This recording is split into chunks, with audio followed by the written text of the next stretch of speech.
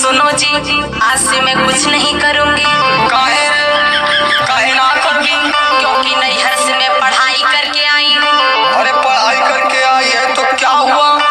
मुझे ये पता ही नहीं था कि तू है अनपढ़ रे। मुझे लगता है तू नैहर से ही है मानवर रे। मैंने जी जान से मैके में बस पढ़ाई की। और तूने डिग्री लिया बस झगड़ा और लड़ाई की। देखो अब मुझसे चूल्हा चौका ना